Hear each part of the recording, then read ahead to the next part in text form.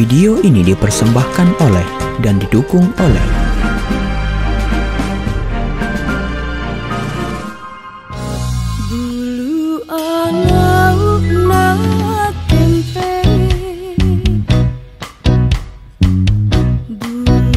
Berakhirnya masa kepemimpinan daripada Lapa Tedung itu Samanlangi, maka orang-orang Wajo pada waktu itu sepakat mengangkat salah satu tokoh yang bernama Latiringa Totaba Arusau Tandre untuk menjadi pemimpin di kerajaan Wajo. Tapi mereka bahwa Latiringa Totaba ini tidak bersedia. Maka Latiringa Totaba ini meninggalkan Wajo. Saat itu dia pergi ke Limpua. Tetapi orang Wajo masih dalam kebingungan. Siapa yang kelak akan mempersatukan kita? Dan siapa yang menjadi pemimpin kita? Sehingga mereka pergi membujuk daripada Arusau Tandre ini, yaitu Latiringa Totaba, untuk mempersatukan mereka. Tetapi Latiringa Totaba tidak bersedia untuk menjadi Raja Wajo saat itu, karena beliau berprinsip bahwa bila mana kerajaan Wajo saya yang pimpinnya, apabila aku melanggar tidak akan ada yang bisa menasehati saya, karena saya adalah tertinggi daripada sekian daripada pemilik daripada kerajaan Wajo ini. Sehingga orang Wajo sepakat menjadikan Latiringa Totaba adalah pemimpin daripada masyarakat di kerajaan Wajo. Sehingga kerajaan Wajo membentuk satu pembaharuan yang dinamakan dengan satu perjanjian, dinamakan Perjanjian Lapa Depa. Di Perjanjian Lapa Depa ini menyepakati bahwa raja itu harus dipilih.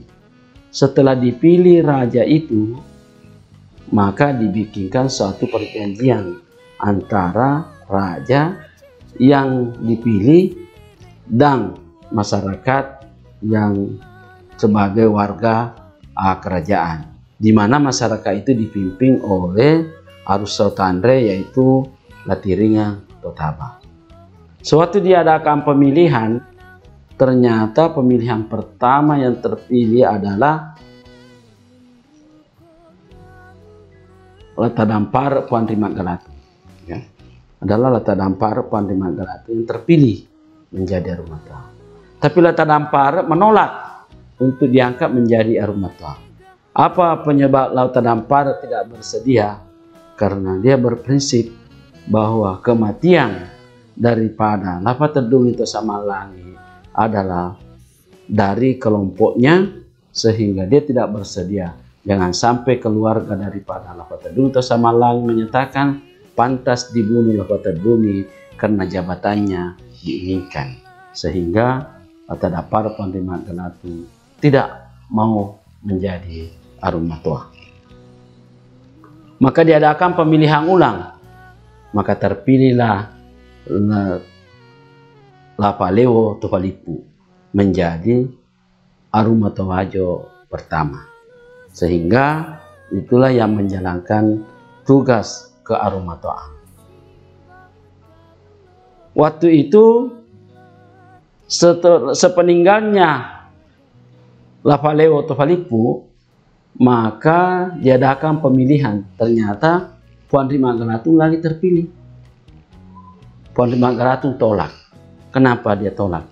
Karena dia menyatakan bahwa saya ini adalah orang dari luar, dan ternyata diketahui bahwa saya adalah bekas preman dari Bone, yaitu putra daripada putra dari kerajaan Ceylon Bone. Dia menyatakan saya diusir dari Bone. Jadi setelah putra dari Bone ini dengan ibunya adalah turunan Aru Palaka, Latompi Wono Tolompok bapak daripada Latadampar Pondok Magalatung bernama Latompi Wonoto Lompo yang kawin dengan raja dari Palaka, sehingga diusir dari ini karena kenakalannya, diusir dari Palaka, akhirnya pergi ke pamannya yaitu Latiringa Totaba. Nah, setelah dia menolak karena menyatakan diri bahwa saya adalah buangan, maka saya tidak pantas memimpin kerajaan Wajo saat itu. Sehingga diadakan pemilihan ulang. Ternyata terpilihlah Lobit Setiriwara ya menjadi Arumata Wajo kedua. Sepeninggalnya lagi Lobit Setiriwara sebagai Arumatoa, maka diadakan pemilihan Arumatoa. Ternyata yang terpilih lagi adalah Pondok Magalatung. Latadampar ini tidak mau lagi melaksanakan dengan akibat menyatakan bahwa saya ini orang bodoh, penakut, ya, sehingga dia tolak menjadi Arumatoa. Ya. Maka diadakan pemilihan ulang, ternyata terpilih Latandri Putolangi. Ya. Sepeninggalnya Latandri Putolangi diadakan pemilihan, terpilih lagi Pondok Magalatung. Maka cepat-cepatlah Latiringa Totaba pamannya yang saudara bapaknya ini pergi menyampaikan ini kepada Latadampar waktu itu, yaitu menyatakan bahwa engkau dipilih menjadi ini.